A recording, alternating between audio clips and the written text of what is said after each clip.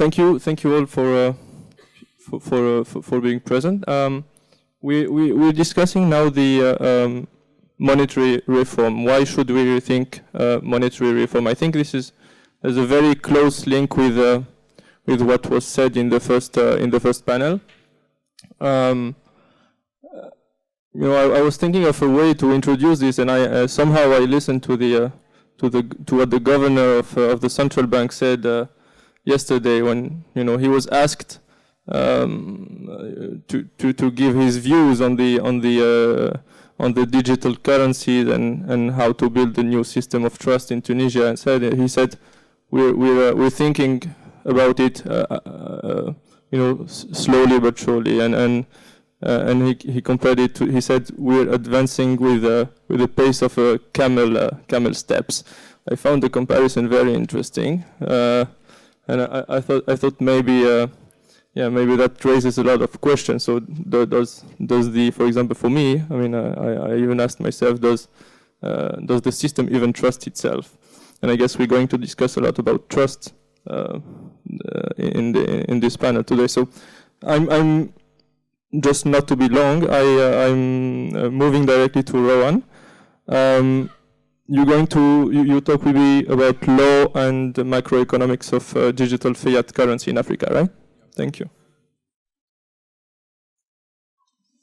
Hi, thank you very much for having me. What a wonderful conference. Thank you to all the organizers and to everybody who's made this such an enjoyable experience. I'm a lawyer primarily. I work a lot with MMT economists, so if you're the kind of person who dismisses everything that MMT says, you can stop listening now. But I spend my time practically working with central bank digital currency technologies and working on harmonizing regulatory standards, mostly through the International Telecommunications Union, although that's also the subject of my legal PhD. So this is what I've been working on for a while. I come to this recognizing that money is a creature of law and creature of power, but it also has a material dimension. That is to say, money is what a payment system does, to quote a New York banking lawyer at the Federal Reserve. And if we start from that perspective, we can get to a question that first came up with the emergence of the internet, which is there something unique about digital currency? There was a debate in the 1990s when internet law was first becoming a thing, whether it should constitute its own body of law, or whether or not it was really just an extension of existing areas of law like contract and property. And a famous a lawyer at the time said, well, no, it's not new. We didn't have a law of the horse. We just had a law of contracts relating to horses, a law of property relating to horses, a law of torts relating to horses. We don't need to create a whole new class called the law of the horse. And that debate raged quite strongly in the 1990s, and I think was largely lost by that view.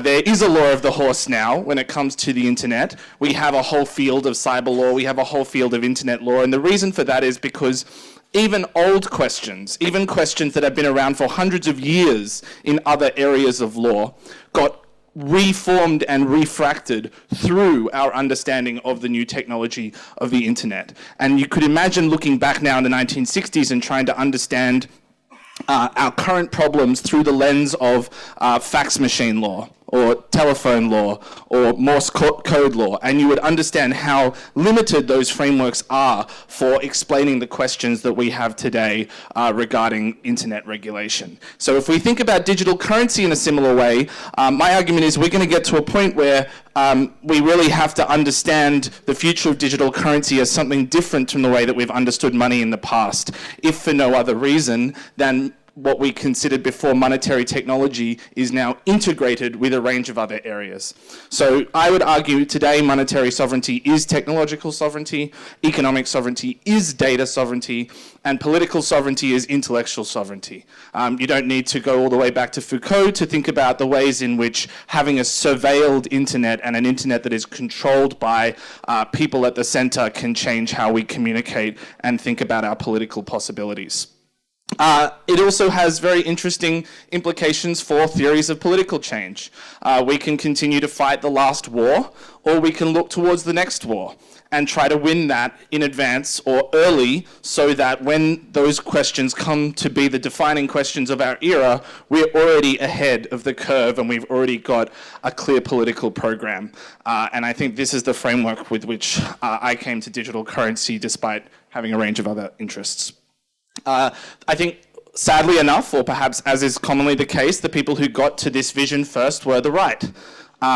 This was a quote by some of the early investors in Facebook, who then became early investors in Bitcoin, what I would call the kind of libertarian phase of digital currency, which they claimed was an attempt to sort of go beyond the need for having a politics of money itself. Of course, the last 10 years have shown that private currencies can be quite volatile, and that when push comes to shove, private actors who believe themselves above any politics or public support end up relying on governments, which is why these private currencies have devolved into this new era of stable coins, where there is a dependence on a public monetary base with a layer of privatizing technology on top.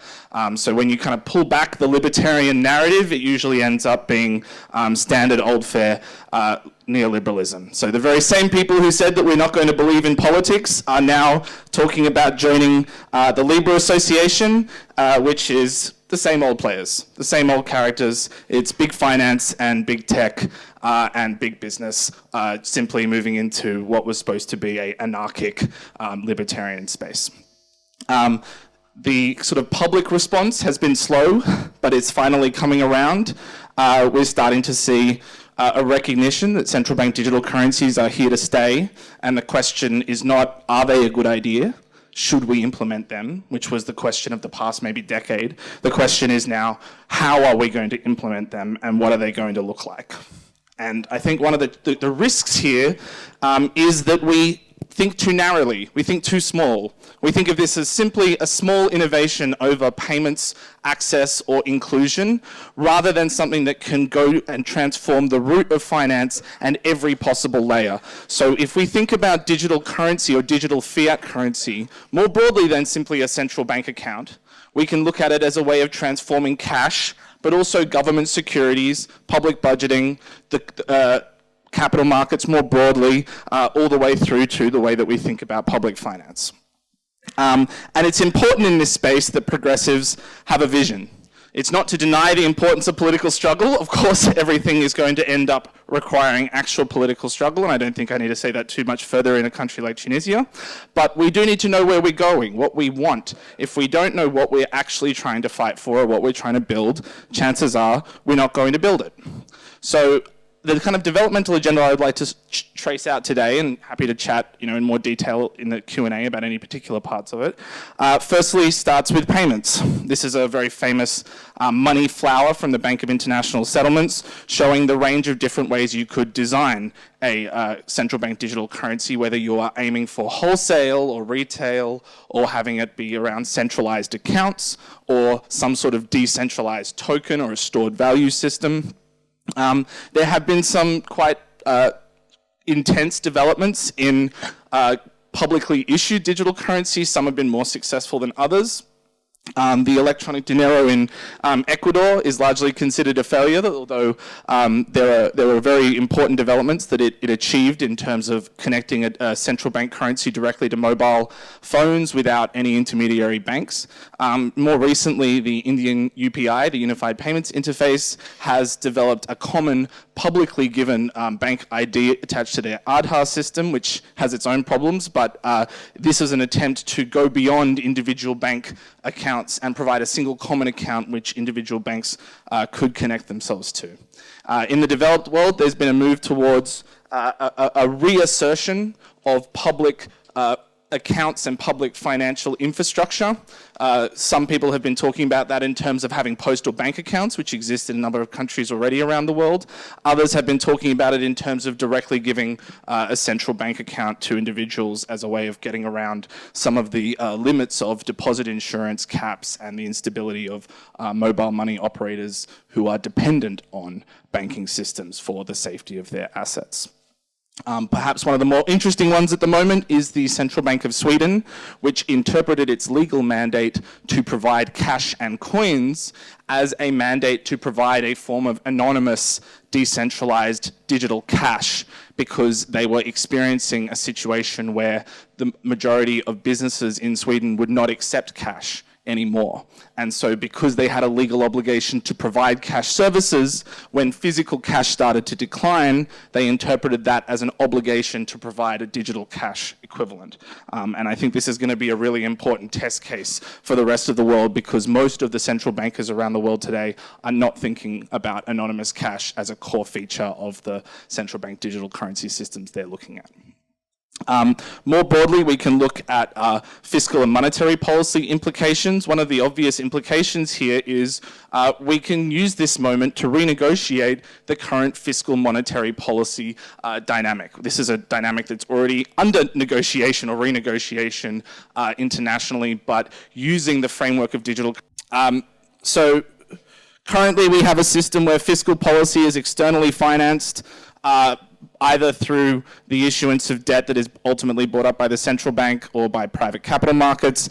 The framework is that fiscal policy is having money lent to it, which it then repays, while monetary policy is responsible for monetizing debt and influencing market interest rates. But we can quite clearly delineate a different vision through digital currency, where fiscal policy creates and destroys new digital currency every time it runs a deficit.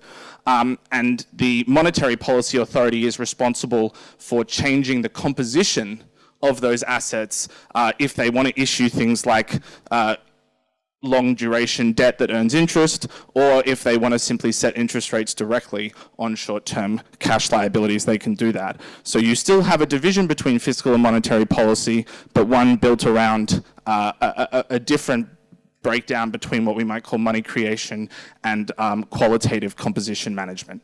This fits with the emerging legal history around money that looks at examples like the colonial American colonies, where paper money was issued and then destroyed through taxes. Others have looked at it in European contexts, where there used to be rituals around the burning of money. And there's also a kind of growing literature around the issuance of central bank securities as an alternative or complement to treasury securities. And from a functional market perspective, they work pretty much identically, although they have different internal government accounting practices. We can also look at the implications for credit and industrial policy more broadly. Right now, we often think of monetary policy as working solely through interest rate channels. But if you actually look at the era around the 1951 Treasury Fed Accord in the United States, which in many respects kicked off the modern era of central bank independence, at the time, there was a quite bitter fight between the president and the Treasury on one hand, and the Federal Reserve governors on the other, because the Federal Reserve governors were saying, we have an inflationary problem. The only thing we can do is raise interest rates. So you need to give us control back over interest rates. And the president of the Treasury was saying, no, you could use other tools like qualitative and quantitative credit controls. And the Fed didn't deny that they could use those tools, they just didn't want to use them. And they ultimately won that fight, which is why we now have an era of interest rate dominance. But people like Eric Monette have traced the history of qualitative and quantitative credit controls as an alternative way of managing private investment demand, and in fact make the point that the current model of interest rate setting dominance in monetary policy was an Anglophilic, an Anglo-centric import that came into continental and developing spaces in the 70s and 80s, and before that there was a much wider, richer toolkit for different instruments that could be used, which we can look at coming back towards. This also goes into the idea of the franchise view that has been developed both in endogenous money literature, in heterodox economics, and in the emerging law and finance literature around law and macroeconomics. So from this perspective, there are a range of private instruments that seek a degree of moneyness, but ultimately that moneyness layer or moneyness quality is dependent on the extent to which they receive support from actors higher up in the monetary hierarchy, ultimately going back to governments and central banks, both their own and internationally. One of the issues that comes up very commonly in digital currency debates right now is the risk or the fear that it will work too well. That if digital currency platforms end up providing genuinely good payment systems, there will be a drain of deposits out of the existing banking system, and it will suffer a liquidity crisis. The answer to that, or an obvious response to that, which I've argued in a paper I'm happy to share with people if they want it, is that we could simply substitute deposit liquidity for central bank liquidity. Now, from a central banker's point of view, they might not like that because it increases their balance sheet. And it makes it very clear that private credit is dependent on the support of public liquidity, but that functionally speaking, it serves the same purpose as depositors and makes very clear that the various forms of money issued through the financial hierarchy are ultimately dependent on some degree of state support or endorsement, whether that's done at the outset through granting banking charters and licenses to certain entities, or on the back end through liquidity provisioning against collateral in the repo markets, which Daniela Gabor has talked about at length. So if we think about the kind of move towards a collateralized financial system as one where the central bank chooses what kinds of assets in the world it chooses to monetize, whether they're financial assets issued by private financial actors, or whether it's something like real assets, something like labor. You could imagine the job guarantee that's proposed by MMT as a form of labor collateral-backed money creation. Every time a private individual chooses to work for a certain amount of time, they submit their work time sheet, and that gets converted into a collateral-backed currency. And in that respect, the way that free minting used to work with coinage can be the framework which we think about the way of minting digital currency, where in place of useless lumps of yellow metal, we can think of a whole range of assets that could back a new kind of digital currency coin. Rohan, you have 5 minutes. Thanks. Yeah. It also helps us explain how we can think about financing public investment, particularly things like the Green New Deal.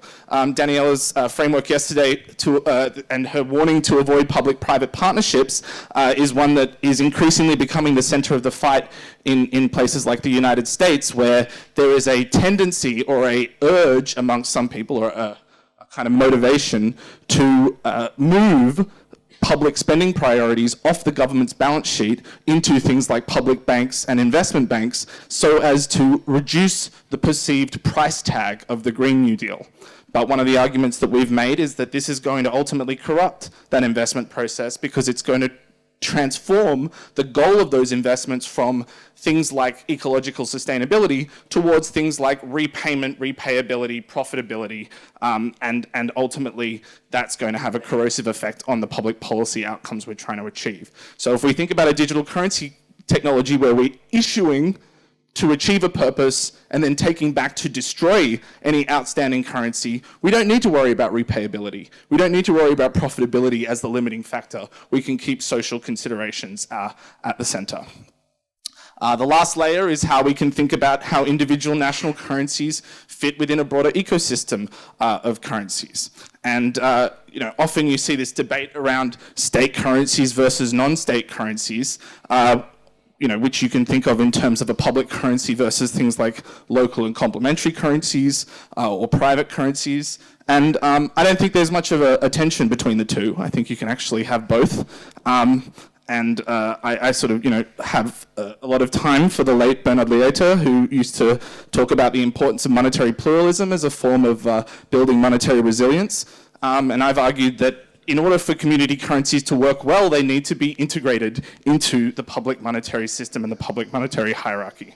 So you can imagine a world where, for example, instead of relying on private banks to issue loans and finance local development through those loans that were then backed up by central banks, you could have a network of local and regional complementary currencies and have those currencies backed up at the central bank through a series of swap lines. And this is where the kind of local regional diversity can connect up to a global system. If you look at the way that global swap lines exist today, there is an emerging hierarchy of international finance, but it's not simply one where the US dollar is at the top, it's one where a network is at the top, what they call the C6. People like Perry Merling have looked at this in a lot of detail, but the idea being that the networks of implicit currency support are ultimately going to be where the new locus of power is internationally. And you can imagine, instead of a single centralized African currency with all of the problems of the European Monetary Union, a global, an African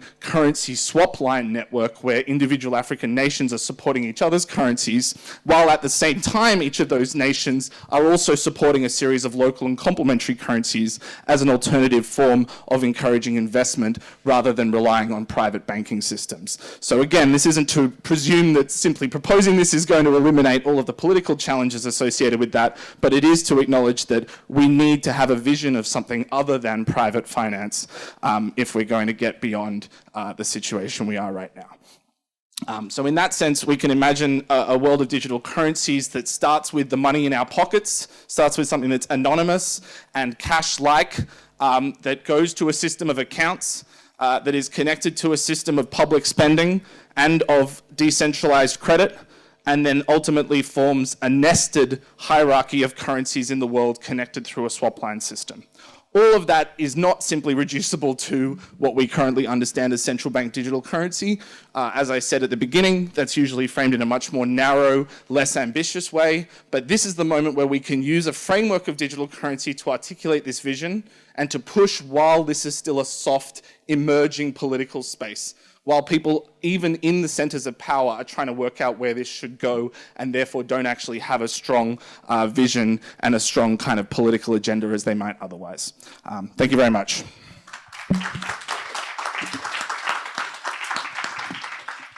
Thank you, Rohan. We'll take the questions after we finish the three of us. Huh? So, yeah, Reda, please. I think now we are going to have a more historical perspective on the monetary reform. So Reda is going to do that. Yeah.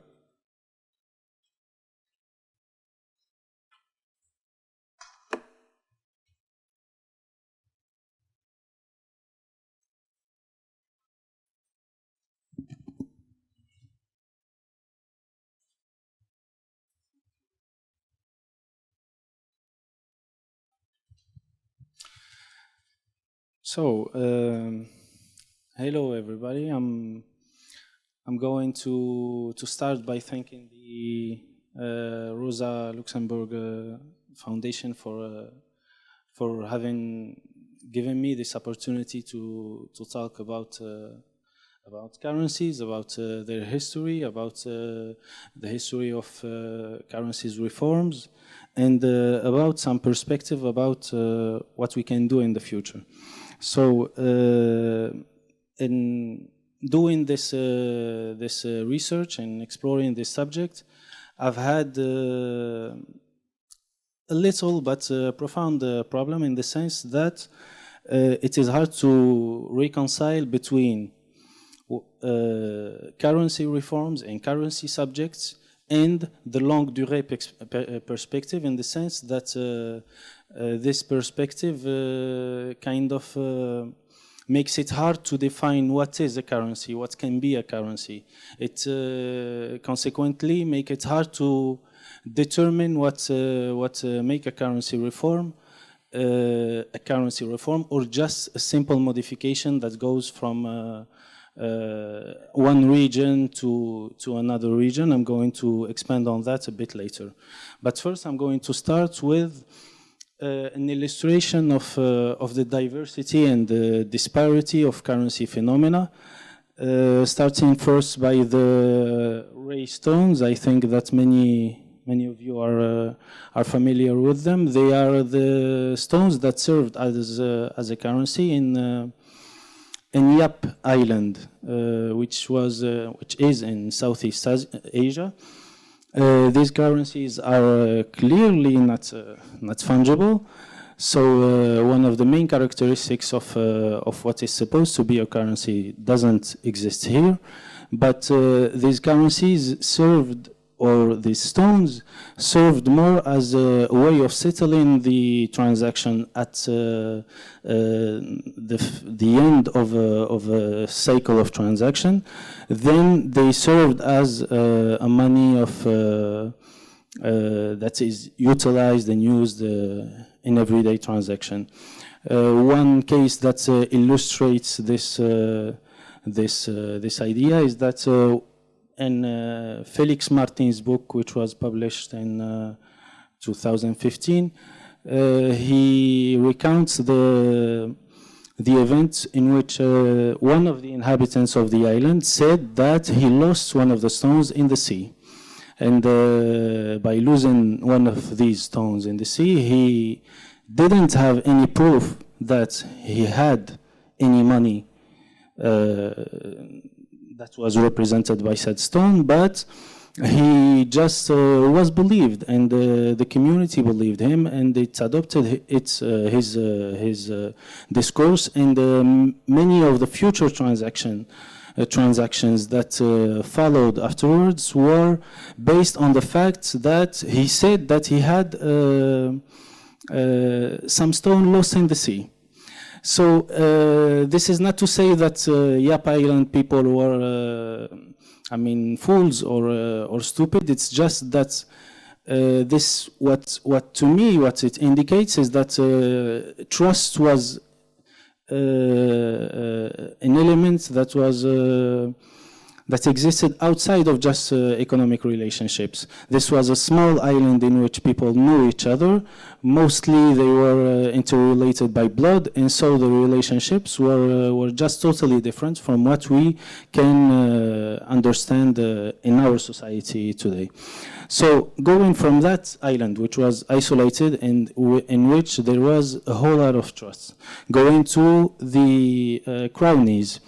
The crownies, I think that a presentation was done on the subject, but crownies was installed or ingrained in a social milieu that was totally different from that of Yap Island. They were supposedly introduced to West African regions by Arab merchants, and they were adopted to reflect this kind of international commerce that was happening and going through West African regions. So these crownies, it didn't matter the size of a crownie. What mattered is the quantity of a crownie, the quantity of crownies, which reflected the need for mobility of said crownies, which reflected also kind of forcing their fungibility, even if they didn't have exact characteristics. So going from that, we go to gold coins, which here is the case of the florin, which was a currency adopted in the 13th century by Florentine city-states, at the head of which there were merchant bankers. They adopted this currency in order to have the highest standard of money between their hands, in order to base upon it their banking operations. So this is the basic metallic currency, but it wasn't adopted for kind of rigid monetary creation. It was adopted, on the contrary, to give more credibility in order to have more monetary creation. And the result is that letters of exchange and other monetary instruments issued by the Florentine bankers were circulating in all of Europe during the 13th century.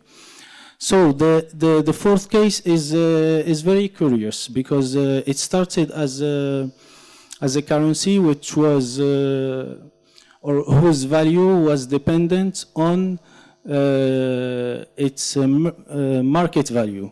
It wasn't a currency that was or whose value was dependent on the law or a regulation imposed by a state. It was dependent on its market value. But as the process of fabricating glass, because this is a glass currency, which, by the way, circulated here in Tunisian lands under the rule of the Fatimids.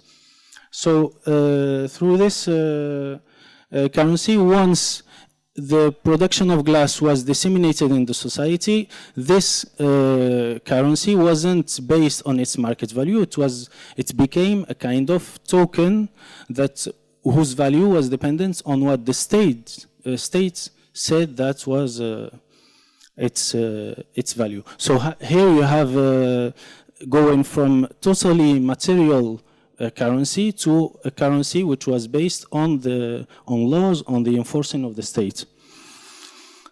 Building on that, there is the Tunisian dinar, which is a totally fiat currency, but the difference between Tunisian dinar and the Fatimid token is that the Tunisian dinar was based on, was emitted by a central bank, which was a corporation.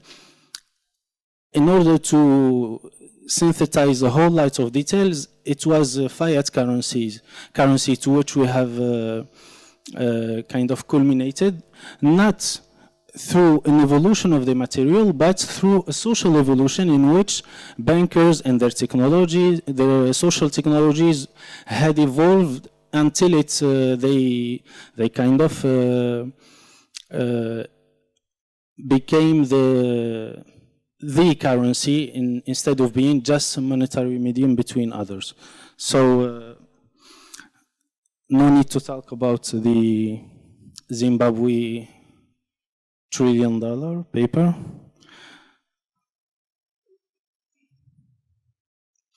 From this, what I deduced is that currency is very, very relative throughout history and throughout social context.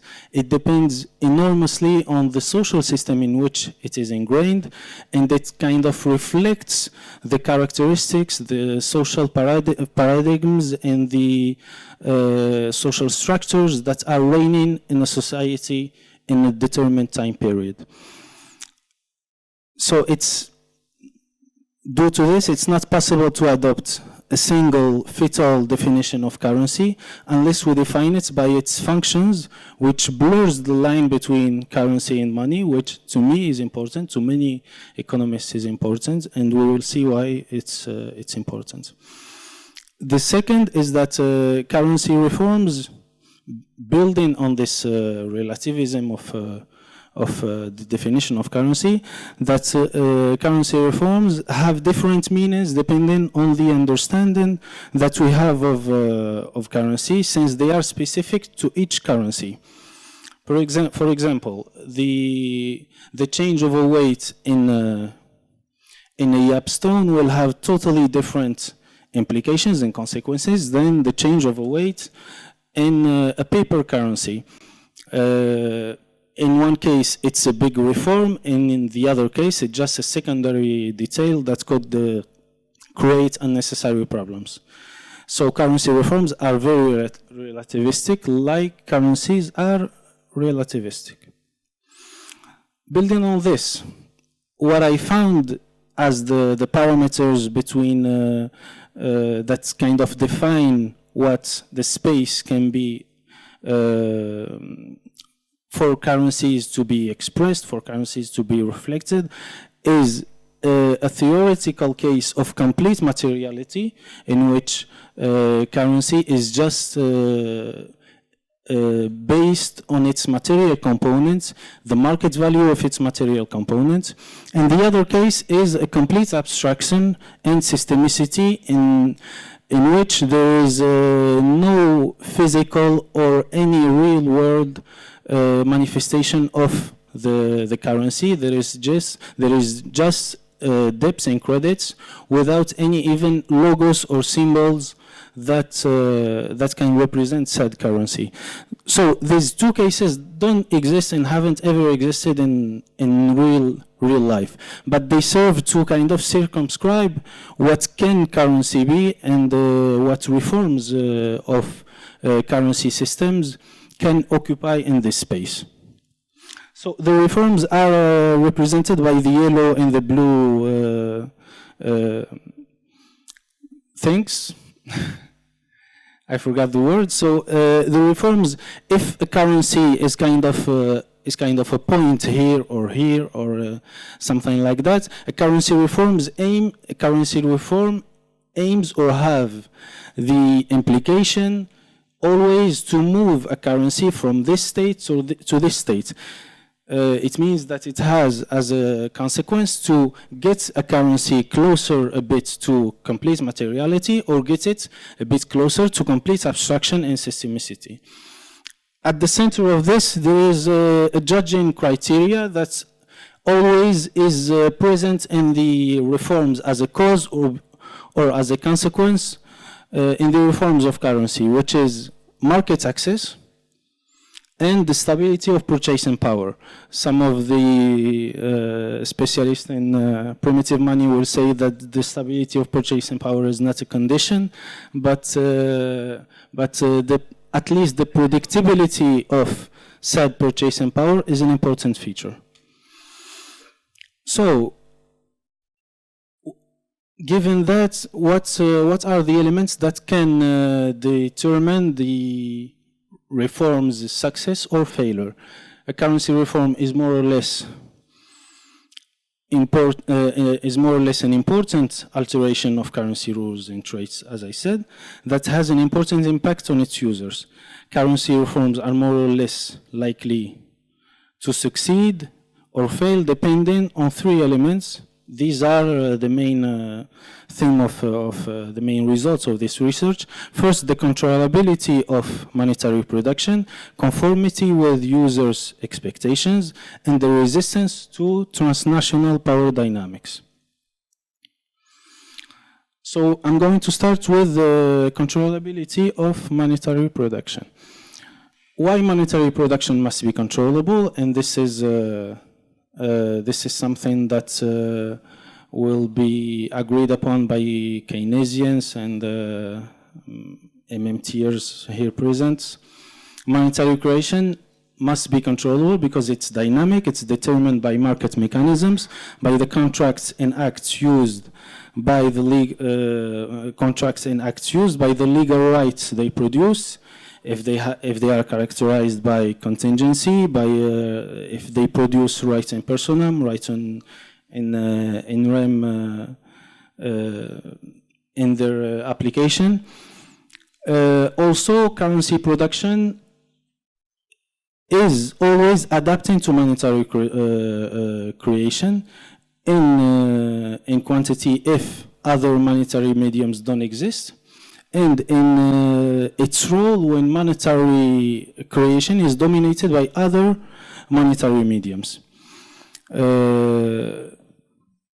Another reason is that currency reform is a way to determine a framework that can constrain or nudge monetary creation in a way or the other. So the rules that are applied to monetary reforms can influence to currency reforms can influence the monetary production in one way or the other. 5 minutes, Reda. From a currency perspective, currency transmission mechanisms. So these are the ways to control monetary production. From a currency perspective, the first way is currency transmission mechanisms, which can be controlled in the case of virtual currencies and cryptocurrencies, based on certain types of transmissions, geographical or sectorial limitations to circulation, which was adapted in the case of private currencies in pre-modern eras and in early modern era. Also, from a monetary perspective, law controlled by banning of certain contracts, regulatory rules, which is the case of the financial regulation and banking regulation, determinative acts of the issuing party, which is kind of the intervention of the state in the monetary sector, in the financial sector, and capital controls, which kind of control the ins and outs of money to a certain region. So the second element is, in the first elements, I didn't have many things to add to what is already common knowledge, but in the second element, there are some things that can be interesting. So currencies occupy different registers, They all have let's say 5 registers that can translate their specificities and serve to distinguish a currency from the other. They all have a material or immaterial component that accomplishes the function of the monetary medium. Most currencies also have some sorts of pictures, legends, or forms. I'm not talking here about cryptocurrencies. These legends or forms indicate the number of units of value, which is, for example, 1 dinar, 2 dinar, etc., contained by the currency unit, as well as its cultural meaning for its issuer and or its users. Here is an important element. Why? Because many of the currencies in medieval ages, even today, can be accepted as a medium to a monetary medium and be circulated in the market, depending on how the users of the currency identify with the symbols that are adopted by said currency. There are here many cases. There are the cases of all the Roman coinage system. There is also the case of some medieval cases in which the symbology of the currency was a firm reason to deny its circulation. I'm not going to go all about that since we don't have lots of time left. The third element is that they all have some sort of patterns of denomination and of denomination. These patterns of denomination will also shift following this or materiality or abstraction. If there is, what's reigning is the material aspects, denomination will imply a change of the material components, which instead of having just patterns of denomination, we will have sort of exchange rate between two currencies in the same system in the same currency system. This is the case of the gold dinars and silver dirhams, and which exchange rate was evolutive in function of or in relation or depending of the market value of gold and of dinars. So beyond these elements, there is hidden organizing features of the currency. When we hold the currency, we don't hold just the material components, we don't hold that just what is apparent, we hold also the legal rights that are produced by said currency and the governance system that is implied by said legal rights. So when you have a right in rem, when the overwhelming part is a right in rem, is a right of property, we have the presence of the material component as a determinant element in the value of the currency. When we have right in personam, we have the credibility of the issuer of the currency, which matters. And this is an important element because it kind of influences all the construction of modern money, since most modern money was born as a paper that represented the rights in personam. Or the third evolution is if it acts just as, and then we get back here, if it acts just as a market access and as an element of purchasing power. So this is kind of the ultimate level of abstraction in the case of what is possible. If you can wrap up, Reda. Yeah. 2 minutes and very quickly, yeah. And I'm finished. Regime. So from here we have the regime attached to the currency, which will shift also.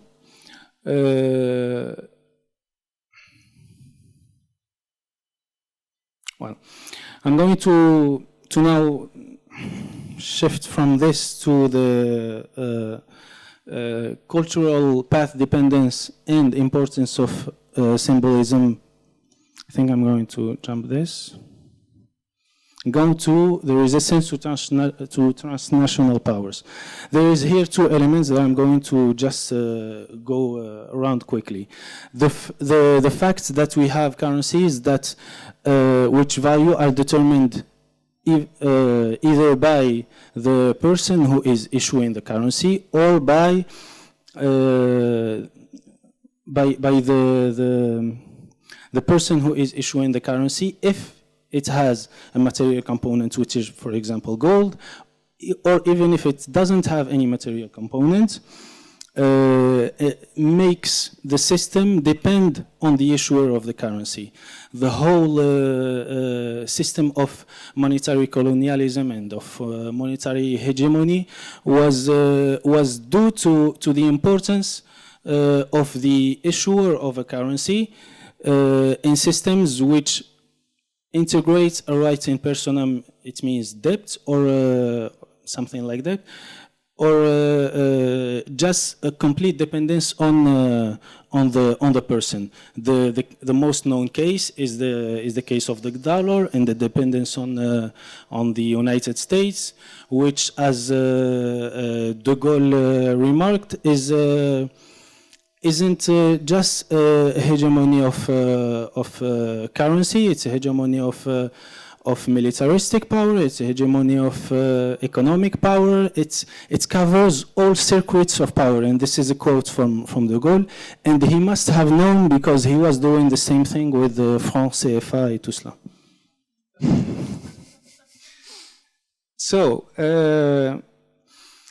So the dependence on the person that is emitting the currency is important. It's an element that characterizes the modern money and modern currency, and it is something that leaves it very dependent on the person, very dependent on its power, and with the hegemony on the level of military, of economy, and of many other levels. I will let you see this. We have not only a dependence on the person, but a dependence on a path that have been on the person that is issuing the currency, which in this case is the dollar with the United States, but also a dependence on the path, organizational path, that has been set into motion by this person, from what is and what can be conceived as central banking, as a governance of a currency, to institutions that are fundamental to the functioning of the international monetary system, like the IMF and other institutions. All this path dependency is not relative to symbolism, it's relative to power, and it reflects power. And if I can continue. Yeah, if you can just wrap up really, really quickly. We'll have plenty of time with the Q&A. Okay. So I think, well, I have two currency reforms opportunities. I'm sorry for the lateness. Is to resist this transnational power and to take into account many of the elements that we have seen, and it kind of joins some of the things I wouldn't have thought that it would have it would join some of the things you said, but it joins some of these things. The first is kind of a cooperative currency regionalism. Why? Because when we have just normal currency regionalism, what we produce is a kind of competition between states and the dominance by one of the states. We have that in the European Union with Germany and France. We have that in the world with the United States. We could have that in the East Asia region with China. So unless the structure of the institution that is going to be created is cooperative in its nature, we can't have currency regionalism that is protective of states. We can only have dominance of the states. The second proposed solution is a total hold of power over cryptocurrencies that can be emitted following Hayek, well, I destroyed the name. Hayek choice of currency proposition.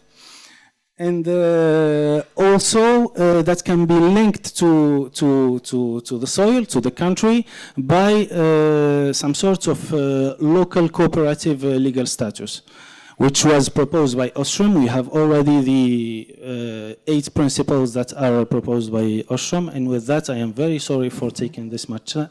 Thank you very much, Reda. Thank you so much. We move on to Frauke. We had the historical perspective, now we have the geopolitical perspective. I think, the talk will be about the German push for local currency bond markets in Africa. Yeah, thanks for the opportunity to be here. I'm very happy to present my ongoing research, and I'm very happy to be back in Tunisia. I had the chance to do some research on your very exciting labor movement, which was a very exciting study I was allowed to do. So I'm happy to be back on a very different topic. Or not very different, it's related, we will see this. It's related a bit to labor, or a lot to labor, but we can't go back very deep into the issue. But just, so I take you on a research journey I'm traveling on, so I invite you to travel a bit with me. I am, my current research focus is the paradigm shift in German Africa policies since 2015. And my main focus here is the change in economic cooperations, but not only. Yeah? So, so my today's talk here is the German push for local currency bond markets in Africa, a geopolitical perspective, and the geopolitical is partly in brackets, and we can discuss later whether that makes sense or not. So the structure of my presentation is the following. I try to give you my main argument, and then I give you some empirical data on the global push for the local currency bond markets within the G20, and, well, the prominent German role within this push. We had this already yesterday mentioned briefly. And then, shortly, the reasoning for local currency bond markets domestically as well as internationally. And then I will go, my main input here will be on the compact with Africa. Patrick raised it yesterday already, whether it's dead or not. I think it's living in some form, especially in the German Africa policies, it's very vivid. And then I go to the socio-economic consequences of in my view of local currency bond markets, and then I go to the rationale of Germany's role, and then in the end I will come to a conclusion. And can you give me 10 minutes, 5 minutes thing? Like when I have 10 minutes left and then 5, yeah, thanks. So the reason, I started my research on the local currency bond markets coming from this, trying to understand the paradigm shift within German Africa policies. And so I got into the discussion on the compact with Africa, and there's a NGO paper, which were sort of this NGO group of international NGOs led by some German NGOs, analyzing the compact with Africa, being a product of the German presidency under the G20, within the G20. And in this paper it said the compact with Africa contains some positive points, such as the strengthening of local currency bond markets, which are more sustainable and stable than foreign currency bond markets. And this resonates to the position we just heard in the first day of our conference, or also yesterday. So, and this was the reason why I thought, well, let's go into the issue and see whether this is true or not. And with the help of Daniela, I come to this, I got my doubts. Yes. And so my response to this quote of this NGO network is, well, we need to contextualize local currency bond markets, and we have to contextualize this within this global push for thinking development through financial markets. And Daniela had already a very in-depth talk yesterday on this, on this paradigm shift within this development finance with the sustainable development goals and the maximizing finance for development agenda, just to give two notions here. And when we contextualize this push or this agenda for local currency bond markets, we can see that it entails great socioeconomic risks and are driven by geopolitical interests, which entail quite big dangers also for monetary sovereignty or economic sovereignty in a broader sense. So just quickly, we see, and there I draw upon an article from Daniela who pointed me to this history of that. We see it first coming up with the German presidency in Heiligendamm 2007, where it was first put on the agenda of their G7 with a special focus here on Africa. Germany always have this strong Africa focus in their presidencies. And then it returned back on the agenda after the global financial crisis with G20 France, but also here with the strong support of Germany in the subgroup on local currency bond markets, and then very prominently 2 years ago with the so-called Compact with Africa on the G20 meeting in Hamburg, again under German presidency. So the domestic reasoning for local currency bond markets, we heard it yesterday, just briefly repeated here. You don't have any direct currency risk in taking up sovereign or private risk, debt. And it is seen as a cornerstone to domestically root financial markets and therefore also attract foreign investment. And the narrative goes, we have an independence of official development assistance. So we have a strong discourse of Africa beyond aid, and it's very much present in Ghana. And Daniela showed us a picture yesterday, and we know it also from the presidency, like from the President Akufo-Addo in Ghana. Ghana beyond aid was his promise during the election campaign, and it's still very prominent in driving this discourse, Ghana beyond aid or Africa beyond aid. So there's a promise of monetary sovereignty coming with this domestic reasoning. There's a G20 reasoning, I name it here again, I refer to the article of Daniela where she's taken it up.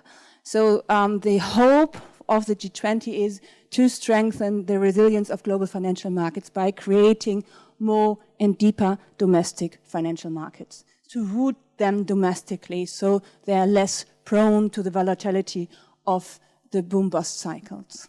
And so the hope, and I come to this in a later stage a bit more in detail, to avoid then capital controls, because if you have this so strongly domestically rooted, you don't need, well, that's the hope related to that, the narrative can avoid capital controls.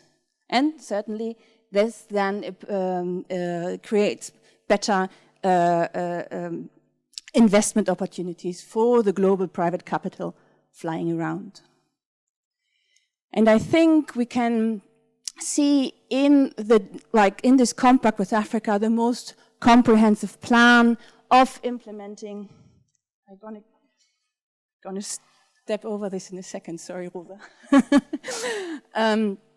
So I think we have like the most comprehensive plan of implementing local currency bond markets with this compact with Africa. And I think I'm also doing research. Well, I said I do research on this economic cooperation between, let's say, cooperation is a neutral term. It's not very neutral, but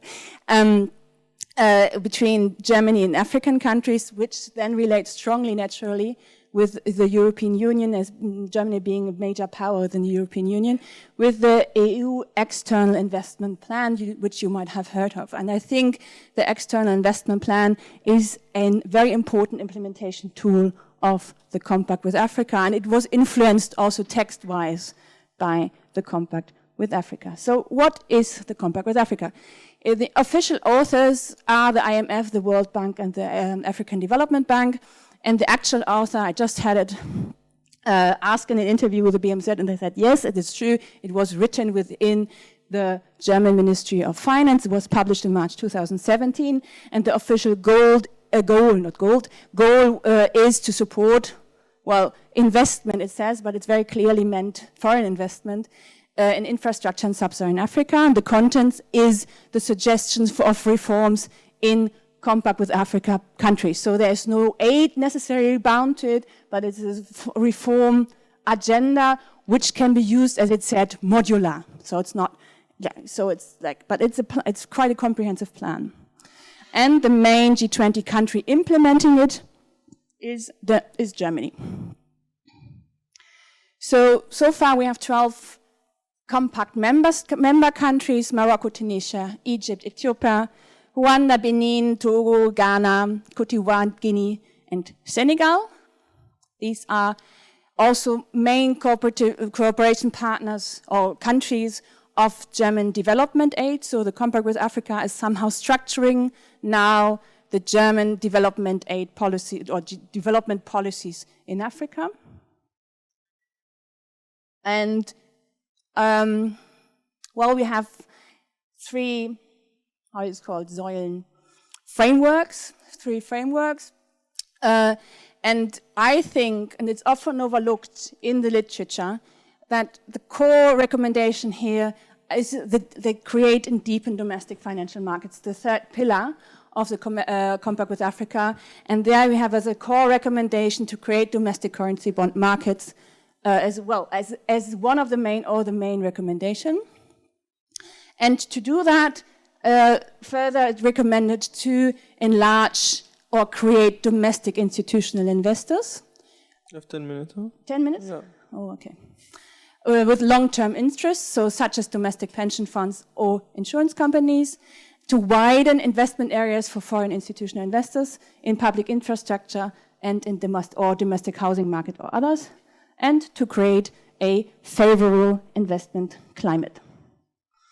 And it's clear, there's a clear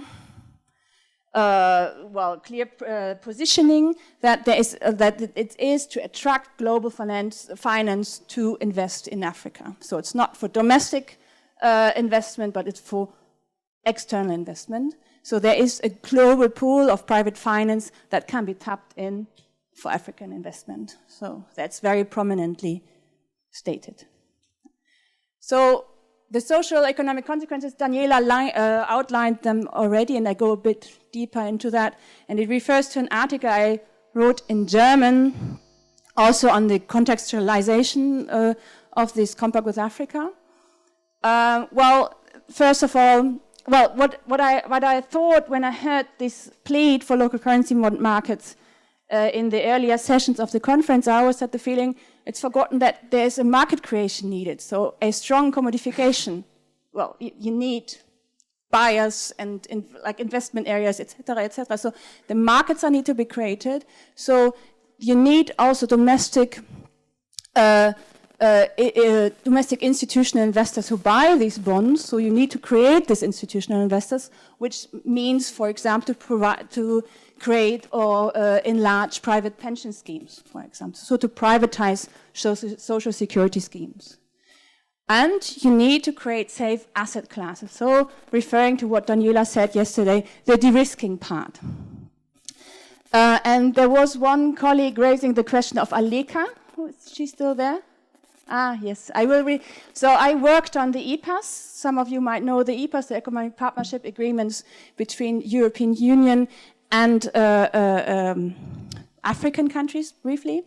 And there we had, somehow the European Union didn't succeed with its agenda to promote the so-called Singapore issues like investment, public procurement, services liberalization. So going further, having a WTO plus free trade agreement, like going deeper into the sovereignty of the African states than the sheer negotiation with goods. But what we see here, there's a clear plea for the privatization of services.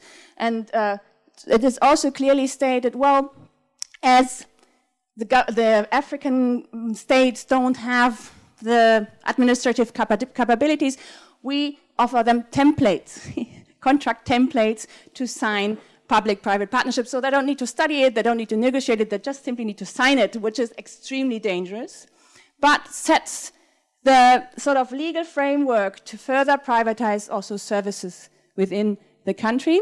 And well, then you have like high dangers of unequal access to social services, as you need either to raise user fees for these privatized services, or you create high budget constraints on the states who then need to compensate the private investor. And then you have far-reaching suggestions for the liberalization of investment conditions, and these go beyond what we know already from free trade agreement negotiations, because, for example, we had the dispute settlement mechanisms, and here it is suggested to avoid any arbitration, etc., any conflict. It is suggested within the Compact with Africa to implement a body of person, institution within the executive, within the government, to go out and to see how to avoid conflicts, potential conflicts with investors. So the complaints of foreign investors are taken up before it even gets to any public outrage or whatever, and it's solved on the government level. Yeah, something like this. So this goes beyond what we've known already from free trade agreements before, like even far-reaching ones. And then we have also an issue which was discussed in the EPAs and which was rejected by the African government. The opening of public procurement markets is also a WTO plus issue. So, and what is suggested is a highly competitive investment climate, which, well, with further shrinking domestic policy spaces, and where we can have domestic, well, it's always said, when you read these policy papers of the European Union and also of Germany, there's a fleet, okay, we need some value adding within Africa, but this is when, if at all, possible only in niches, because it is, the entire framework is designed to have a very strong dominance of foreign investors, because it has such a high competitive climate, and the de-risking parts come into it, so you have a very favorable condition for foreign investors. And I think you can see here that there's also fixing of African economies at the service in the lower line of the global production networks, in the lower bottom of global production networks. And then what the work of Daniela is really focusing on, the great risk of exposure to the volatility of global financial markets and increased danger of public indebtedness. So the German role, and I have to speed up. Yeah, 5 minutes. Huh? 5 minutes. Oh, shit. No. So here the guy is again Daniela who worked it out, and I'm a bit more careful about the German push for it after I looked into your sources and I said, yes, you're right, and because my colleagues couldn't believe it, yeah, so I took all the papers you were citing and I said, yeah, well, she's right. But I don't think it's as strong, but we come to that. But we can see it from the papers very strongly. And when we see that we have the implementation of this, there's a G20 action plan in 2011 from this Cannes meeting, where we have all kinds of bilateral institutions, and the only individual country which is presented is indeed here represented Germany by the central bank, by the Deutsche Bundesbank, who was very much leading and is still very much into the process. So this is indeed astonishing. And we see it further also in the external investment plan. Like Germany's role is now giving technical assistance. The German Bundesbank is giving its analysis, also diverse workshops. And then we see a strongly conditionalization of ODA, of official development assistance, which I think also strongly supports this goal for implementing local currency bond markets. And then we have this also very interesting ALCB fund Daniela was referring yesterday to, and I still haven't understood its role fully, but they focus on on private bonds, and it's funded and founded by the Ministry of Development. The relevant institutions I skipped now. This is more for German people maybe. So what's the German rationale behind it? And well, I'm always I don't know whether it was intended, but it's very helpful for Germany to have that. First of all, here we have Bernd Brasch from the Deutsche Bundesbank in an article of the Financial Times, and I quote here: more diversified domestic financial systems strengthen the ability of countries to absorb and increase volatility of international capital flows, and therefore dampen the need or incentive to reintroduce capital controls. So this is a major interest for Germany, being a surplus country wanting to export and invest. But this is not only Germany being interested in that. So what's the rationale behind it? And well, therefore, we need to contextualize it again in the German Africa policies. And just in beginning this year, the Auswärtiges Amt, what's Auswärtiges Amt? The Foreign Affairs Office published the Africa Political Leitlinien. This is German Africa guidelines where they try to put like military policies, economic policies, etc. all together and bundle it. And in the introduction it is said, and I read it in the German, then I translate it, auch mit Blick auf das Engagement anderer Staaten wollen wir für Afrika ein verlässlicher Partner sein, im beiderseitigen Interesse zusammenarbeiten. Also with the regard towards other states, we want to be for Africa a reliable partner and cooperate in common interest. So what is interesting here is the reference to other states. So indirectly, Germany positions itself in this geopolitical setting and the new upcoming of the scramble around for Africa, new increasing geopolitical tensions on the African continent. So I think in the Compact with Africa, with its strong focus on local currency bond markets to deepen and root domestic financial markets within Africa, in combination with other instruments of German official development aid, explain the rationale or interest why it's for Germany very interesting to do that, because so far Germany has a very still a weak economic footprint in Africa. It's on the Untitled Investment Report in Africa, it's the only continent where Germany is not one of the leading 10. So we have increased geopolitical tensions on the continent, Russia, Brazil, China, whatnot, many. And so I think, and that's my hypothesis I'm working on, and maybe we can discuss this together, that the assistance for market-based finance facilitates the access of Germany to African economies compared to those who are deeply rooted or stronger rooted due to their colonial ties, especially in competition with France, UK, but also now with China, etc. And I think we have also this geopolitical tension when it comes to infrastructure, construction, etc., and infrastructure blending. So the de-risking of infrastructure projects works much better in more mature, more deeper financial markets. And so therefore, this is can be one interest of Germany. And here the strong focus is on renewable energies, and the Tunisian will know this. And although the Tunisian, like Tunisia, is a very important site for the German automobile industry, cable production, etc. So this is also it's also of interest. But here also, I think that the market-based finance can help also in the expansion of German global production networks. This can facilitate the process, and we can. Well, this is like this very new thing. Yeah? So new thought here. But when we see VW is expanding towards Africa, Rwanda, Ghana, and the third I forgot, and they combine it. So there's the interest of no capital controls, good investment climate, etc. But they combine it interestingly with ride-hailing services. So where Uber is not yet present, they try to implement this here in Rwanda, and that's interesting. It goes probably.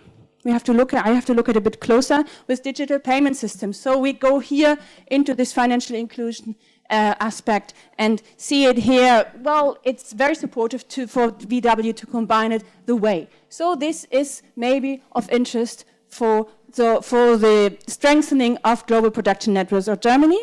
And then interestingly, we have new initiatives for micro, small, and medium enterprises to promote them, or to support them from the German official development aid. And interestingly, they want to give risk equity to micro enterprises with export orientation. It's conditionalized. So I was wondering why this strong focus on export orientation with, well, micro and small enterprises. That's that's still a draft from the KfW. It's one paper thing of Africa Growth. That's an initiative which was promoted. We don't know much about it, but this is really just one page. But this might hint to other interests, why market-based finance is interesting also for Germany, because Germany doesn't have many institutional investors or big finance industry or whatever. So I was puzzled, and all my colleagues said, that's not true, but I looked into your papers and it's all valid, what you no doubt about that, but I rechecked it all. And so I try to yeah, to find the reasoning behind it. And I'm happy to discuss it. Sorry, I thought I'm finished, but I'm not, because this France aspect is interesting. And as we talked about the Very quickly. France CFA, what we see here, that the compact with Africa is mainly present in Francophone countries.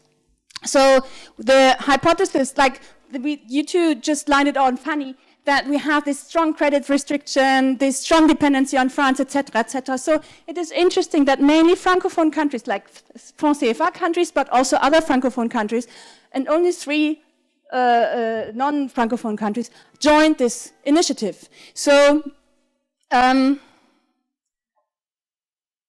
so I think it's interesting also to look into the internal tension of the European Union here, because we have a cooperative competition between France and Germany within the EU, and you see also Germany getting into the French backyard military-wise. That's another issue. Well, it's combined with that, but also economic-wise. So we see here a geopolitical perspective on local currency bond markets. They have a multilateral initiative with strong interest of individual G20 countries. I just lined it out.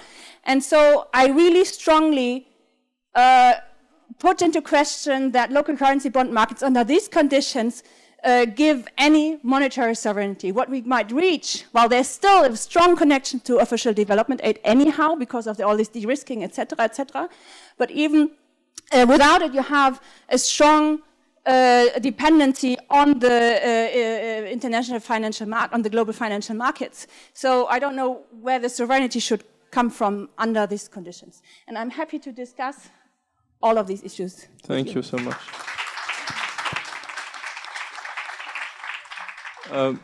Let's open the floor for questions. So where's the microphone?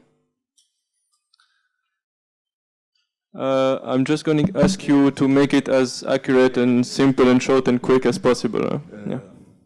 Je vais parler en français. Allez-y. Ma question est adressée à monsieur Ftouh. Bon. C'est pour le monsieur.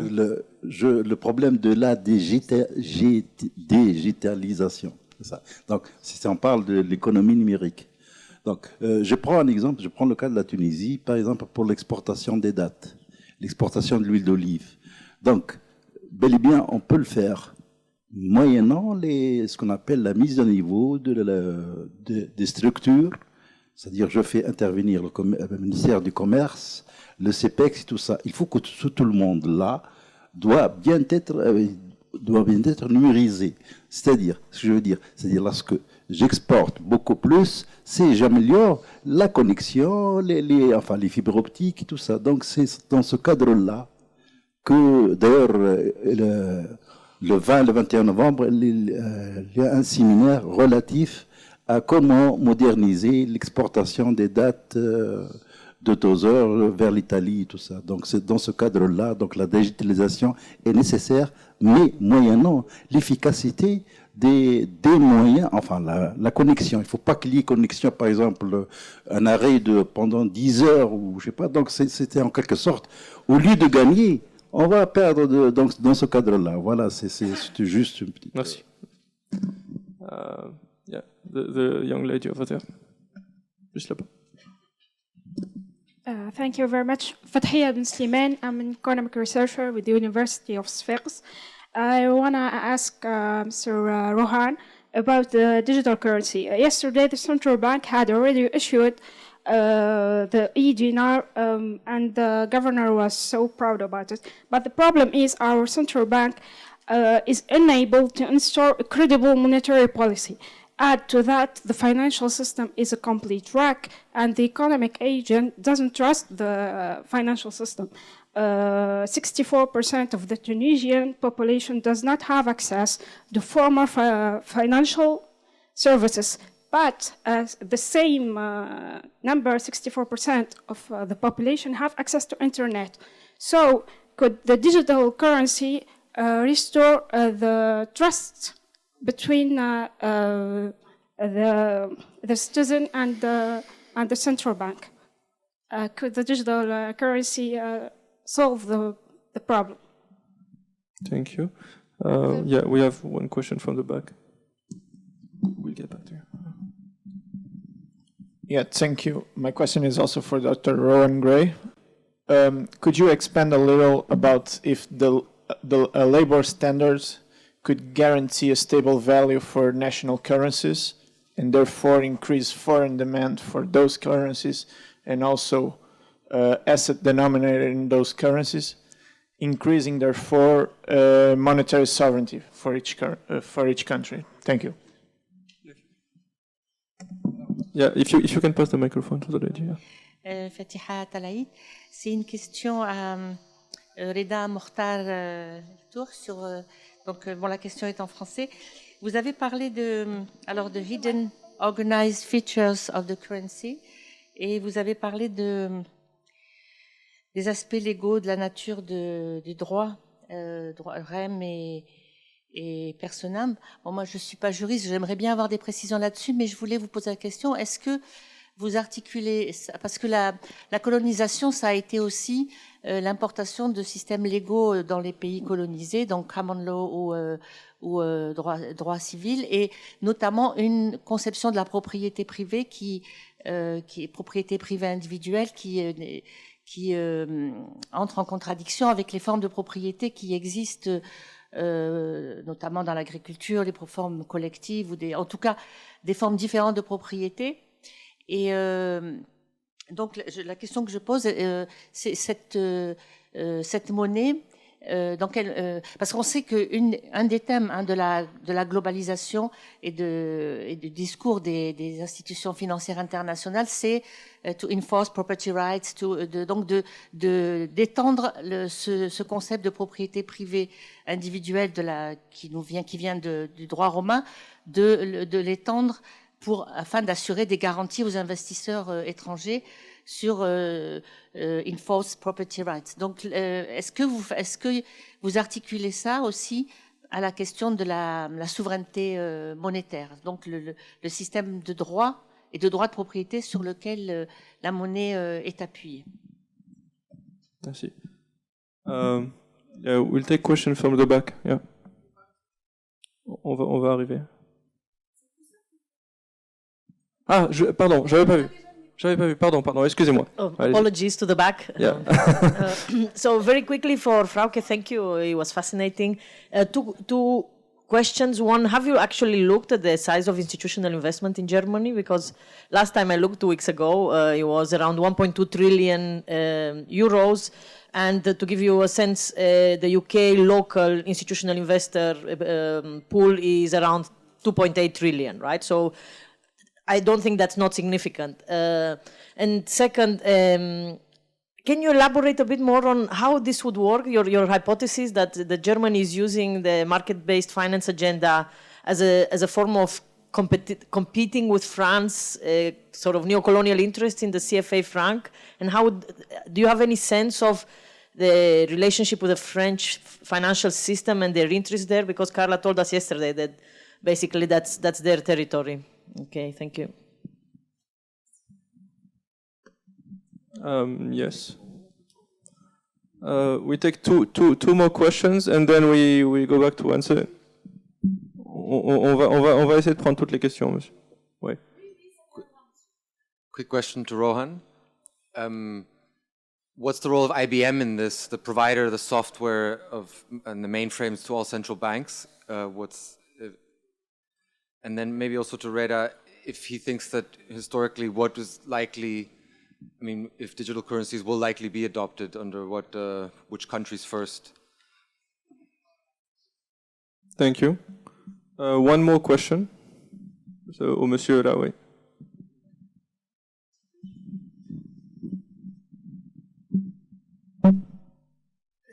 Further là, correct, monsieur. La question que je vais poser à Madame concernant Compact with Africa. Franchement, vous savez que 99% des Tunisiens ne sont pas au courant. Compact Africa. Moi, c'est dans le cadre de mon travail entre l'Allemagne et la Tunisie que j'ai eu quelques informations sur le Compact. Est-ce que vous pouvez nous donner informations sur le Compact Africa pour la Tunisie? C'est le plus important pour nous, ici, parce que nous sommes en Tunisie, et la plupart, même les professionnels, ne sont pas au courant. Même certains responsables ne sont pas au courant. Moi,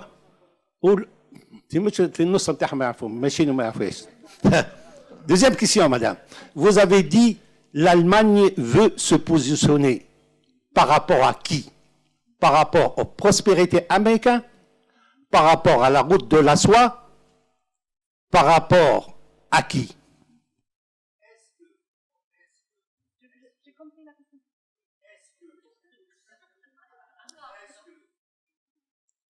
Le point est clair.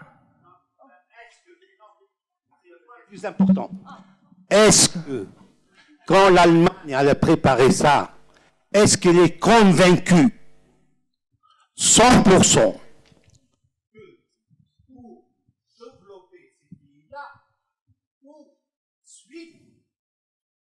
c'est une réaction à la route de la soie et la pénétration très forte de la Chine en Afrique. Merci. La question est claire, monsieur. Non, j'ai terminé. Madame, pour réussir ça, il y a un grand problème en Tunisie et d'autres pays. L'ambassadeur de l'Union européenne elle a dit quelque chose qui est très important. Le marché tunisien, l'économie tunisienne est monopolisée par 5 sociétés, 5 familles qui dominent l'économie tunisienne. Quel que soit le plan, on a fait ça avant, le programme d'ajustement structurel, c'est 10 milliards, mais jusqu'à maintenant, on est un pays sous-développé. Et je vous remercie. Dernière question. Yeah, last question. They're related. So, well, I have well, first of all, fantastic presentations, fascinating, and the first question is for Rohan, and I was just wondering, it was a fascinating presentation. I learned loads from it. But I just wanted you to clarify, because you stated there could be like a developmental role for the digital currencies. And I wasn't clear what that would be or how it would take place, and I was just wondering if you could expand on it. And if I could just throw out an example, for instance, particularly in the context of developing country facing external constraints, say doing something like Ethiopia developing the Renaissance Dam, $4 billion contracted out to an Italian company, heavily dependent on imports. How would it, or Cedric talked about a major dam as well in Nigeria, how would digital currencies facilitate that as a developmental type of project? And the second question to Frauke is, I'm just wondering, because in terms of your hypothesis, following up on what Daniela was saying, in terms of your hypothesis of Germany wanting to export its surplus, through these mechanisms and also sort of encroach itself. I thought it was interesting, I'm wondering if you looked at an interesting comparison, of course, would be the Netherlands, because the other major surplus country in Europe and the highest in per capita terms, and also having a major presence in Africa, which a lot of people ignore. Like, I think they actually have more land leasing in Africa than the Chinese do. So, so it's just, to what extent have they been involved in local currency bond market promotion and so on? Thanks. Thank you. We start. Rohan, Frauke, Reda. Frauke, you want to start? Yep. Please. Yeah, thanks for this question. I can't respond to all because I'd start with Daniela. No, I'm very much in the beginning of my empirical research, I told you, so I haven't looked strategically in the institutional investors. I just believe my colleagues working on it. So I have to track that, and I come to you for this data. Why market-based finance to enter the territory? I mean, we know about all, like we have talked a lot about the French forms of influence in the Francophone countries, and we have these colonial ties of like also elite schooling, etc. So we have like the different forms of economic, political, military contacts in like especially in French Africa, Francophone Africa, but all over. But Germany doesn't have these ties anymore. Well, as a left, luckily, but nonetheless, it is yeah. So my hypothesis is here that the offer of market-based financing to help this. We've seen this with the Compact with Africa partnering countries.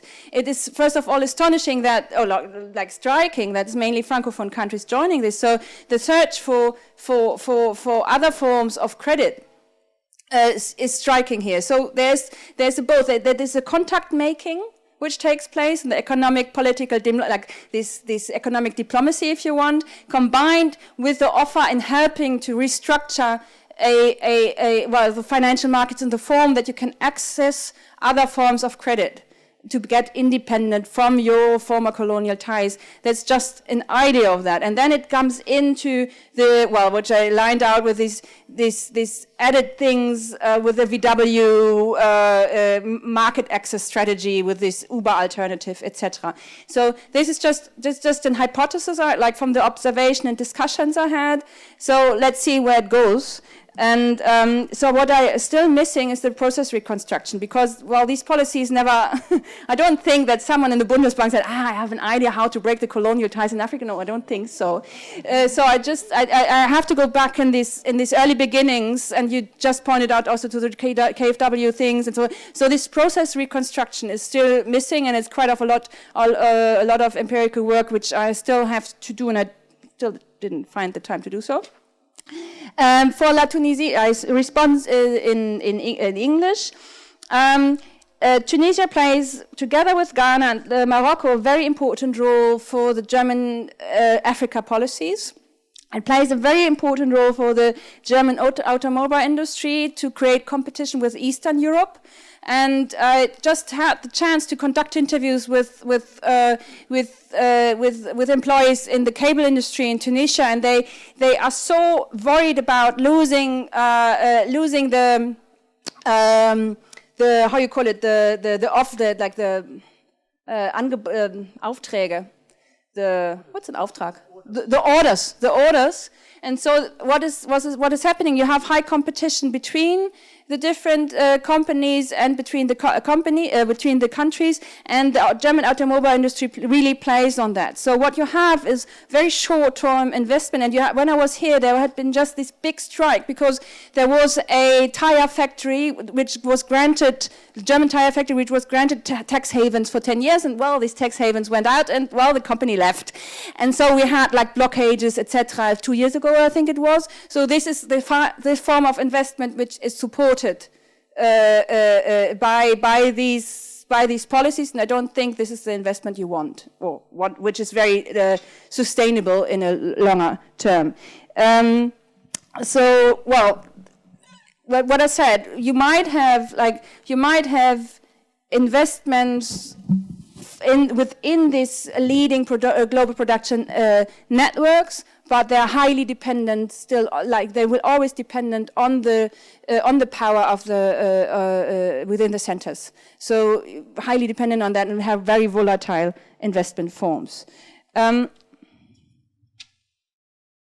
I haven't looked at the Netherlands.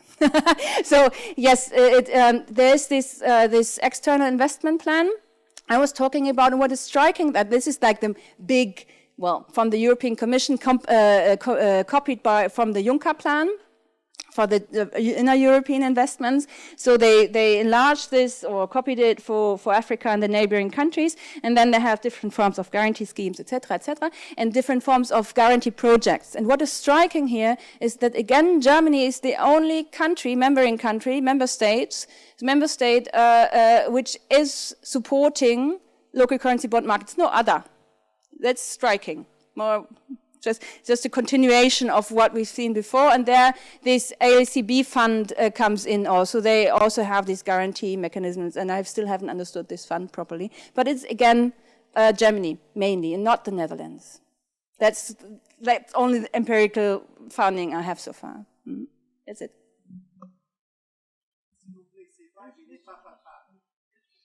We can discuss over coffee, maybe then. Yeah. Okay. Yeah, so in regards, I'll take them in a slightly different order because some of them are connected. In terms of the hardware and software question, this is one of the reasons that I said that monetary sovereignty was technological sovereignty, because the technological layer of the payment system, including the broader communications infrastructure on which it depends, is its own source of political struggle. There are movements right now. I was just at a conference a few days ago in Turin, which is a project funded by the EU called Decode, which was developing privacy-respecting hardware and software systems for local governments and things like that. A lot of these use small $10 computer chips that are made with open hardware that you can run free open source software on that can be the basis for a wallet network. You can also have, there are political movements around the world for things like net neutrality to try to make sure that the large pipes that you need to transmit large amounts of data over extended periods can also be essentially dumb, but that making sure that the wallet and the software being run on it are privacy respecting is going to be and open source and able to be modified and used by a range of actors is going to be a critical part of the struggle over digital currency, which is why it connects directly into internet freedom movements.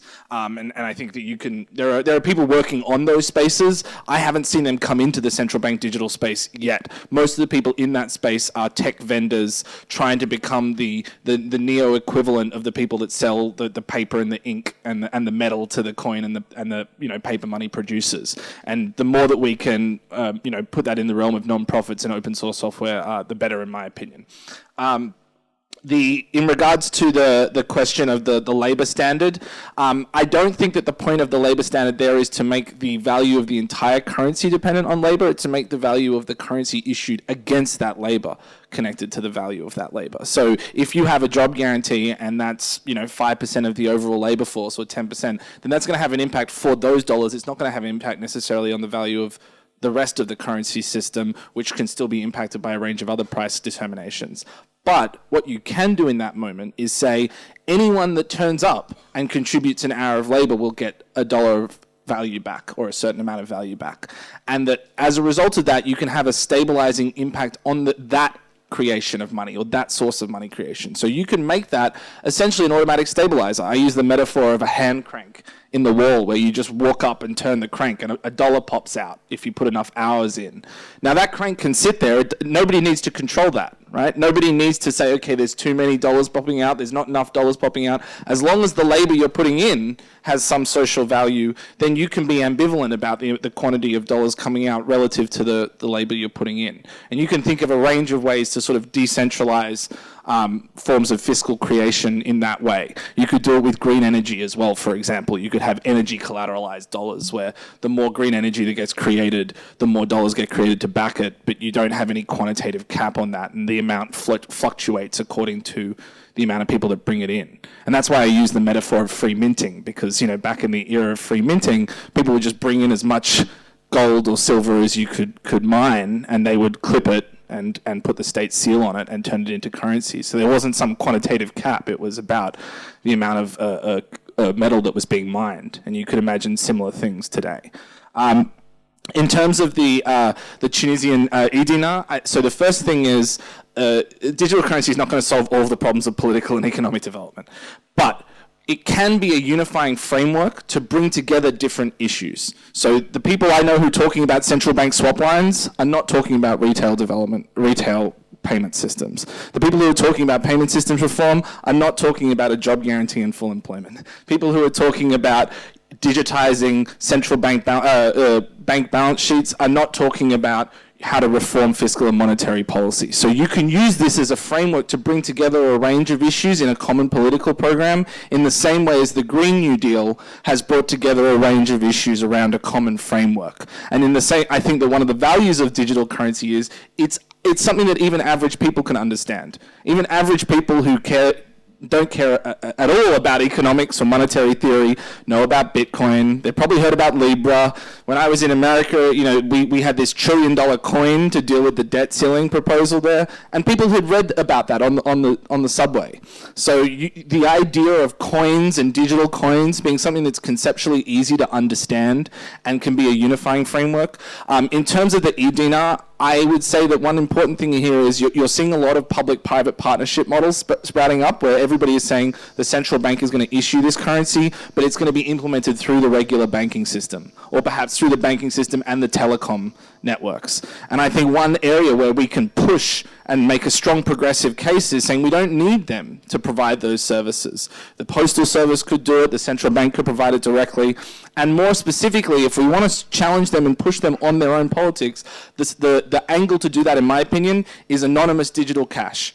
because this, and I'll get into more directly your other question about development, but this is a developmental question right now. Daniela Gabor and others have written on the way that financial inclusion has been a Trojan horse framework for financialization of people's lives, data mining, bringing people into the economy. And having something that functions like cash, where it is genuinely private and anonymous and dumb, has the potential to be a different narrative. If they want financial inclusion, fine, let's have financial inclusion, but let's have it with currency that respects your privacy and your civil liberties, rather than currency that is handing all of your data over to the network administrator. And most central banks don't want to fight that fight, but if there's people standing outside the central bank protesting, maybe they'll be forced to consider it. On the last question about development, so partially, as I was just mentioning, digital currency itself is a space for development, right? The Omidyar network and others are pumping huge amounts of money into this development vision centered around digitizing technology. So fighting that and providing an alternative progressive development strategy is its own source.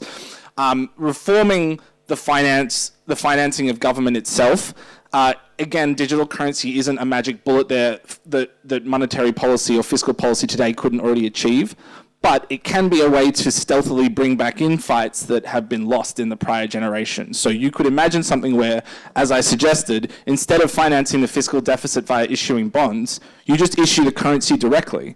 And then if the central bank wants to maintain a positive interest rate or have a bond market, it has to be the one to issue bonds and take the responsibility for doing so on its balance sheet. But at the very least, the cost of fiscal financing would be dollar for dollar the cost of whatever program you're investing in, rather than the cost of that investment plus the interest rate burden. We can actually put the interest rate burden directly on the central banks if we want to, as a policy design matter. More broadly, if you're starting to think about rethink at a fundamental level the relationship between money and value, which was what I was talking about in the terms of the collateral regime, then that does point towards new steps for development. And at the very least, and I think this is one of the things that MMTs have been saying about development for a while, at the very least, you should be able to put everybody to work in your economy who wants a job. And whatever other real terms of trade constraints you might be dealing with, you certainly are going to be in a better position if you have more people being productive than less. And so I don't think this is going to be a solution for needing real resources to build a dam, but it is going to potentially position you in a better place for getting those resources and make sure that that process is going to have a minimal number of extractors and rent seekers along the way. Bon, je vais commencer par la question de monsieur. Là, effectivement, c'est intéressant de parler de tout ce qui concerne l'infrastructure informatique et le câblage et tout cela. Je pense que c'est un réel problème concernant les crypto-monnaies de ce genre, et que ce genre de problème, c'est en fait, s'il y a des coupure d'Internet, c'est un peu l'équivalent d'un bank holiday as declared by Roosevelt and all that stuff. So c'est effectivement un problème à tenir en compte. Ensuite, madame, oui, j'ai pris en considération énormément les structures sociales qui existent un peu dans notre région. Nous avons dans notre région tout ce qui est Agoudar et Agadir et tout cela, qui étaient un peu des centres de stockage et de vie des communautés amazirs. Monsieur Fadel Kaboub a fait référence aux structures sociales et à l'importance de l'intégration du développement et du développement de tout ce qui est nouveau dans les structures sociales qui existaient auparavant, et de ne pas juste s'assimiler dans la vague. Donc effectivement, j'ai pensé à cela, mais ce n'est pas juste un truc spécifique à notre région, c'est quelque chose qui est un peu répandu dans le monde, parce que lorsque Elinor Ostrom a fait ses 8 principes, elle s'est basée sur un village en Amazonie, elle s'est basée sur un village de pêcheurs en Turquie, et sur un autre village que j'ai oublié. Du coup, la question de la localité, de la soutenabilité, de la coopérativité dans ce genre d'entreprise qui est dans ce cadre-là, l'émission de crypto-monnaie, nous permet tout du moins d'éviter tous les problèmes qui sont liés à la surexpansion des entreprises, qui est un phénomène que nous avons vu une fois et plusieurs fois, et c'est un peu le problème fondamental avec toutes les théories de Hayek et de tous les libertariens qui vont avec. Donc, la coopérativité au niveau local et la coopérativité au niveau régional, c'est-à-dire régional entre États, je pense que ça peut constituer une certaine plusieurs niveaux d'amortissage des pressions et des forces internationales qui peuvent être exercées sur un seul État unitaire, surtout lorsqu'on vient de notre région, et qui peuvent, c'est-à-dire créer un microcosme économique, financier et monétaire qui, voilà, nous permettrait d'échapper à toutes ces forces qui sont exercées. Donc, quand j'ai parlé de la modern money theory, j'en ai parlé dans le sens où le contrôle que peut être donné par la théorie moderne de la monnaie à l'État sur ces crypto-monnaies, notamment à travers la détention de leur code algorithmique, de leurs serveurs. Ce sont des moyens qui peuvent être mis entre les mains de l'État et qui peuvent empêcher énormément de problèmes voilà, qu'on peut rencontrer lorsque une entreprise qui émet de la crypto-monnaie s'étend un peu plus au-delà des frontières qu'elle devrait avoir. Donc il y a cette extension au-delà de ces frontières, et il y a aussi un problème des coopératives locales, et c'est un problème qu'on a rencontré avant l'entrée du colonialisme, c'est qu'elles s'enracinent tellement dans les éléments culturels de chaque région qu'elles peuvent constituer une limite à l'exercice du pouvoir de l'État et aux politiques publiques qui peuvent être menées par l'État. Donc c'est pour ça que le contrôle des algorithmes et des serveurs et la localité de ce genre de crypto-monnaie permettrait de maintenir entre les mains de l'État une domination totale sur, en tout cas, une capacité de domination totale sur l'émission de ces crypto-monnaies. Donc là, je rejoins la question d'Enrique. Je pense que I have to change to English. So I think that based on the kind of the insights that I've got from the historical perspective, one of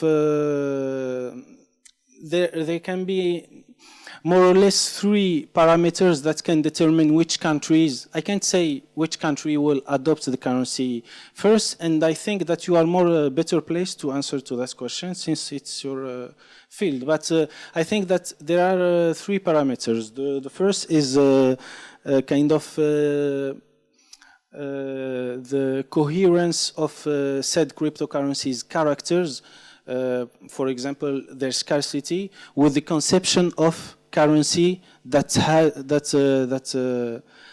is current in the social structures that are going to adopt said currency. Donc, that's the first element. The second element is the performance of state currency. If it can maintain stability of purchasing power and the access to the different regions and markets of the nation in which the state is issuing said currency. So the performance of state currency, cultural coherence, and the private initiative in the sense of enterprise because independently of these 2 elements, if there are Bitcoin or there are big corporations that are investing in the sector, the resistance of cultural reasons and things like that in the context of underperformance of state currency become secondary. What I mean is that cultural reasons become secondary to just the interest of people who are using the currency. So that's. Thank you, Reda. We're almost 30 minutes late, so we're obviously not taking more questions. Thank you all. Thank you, Reda, Rohan, Frauke.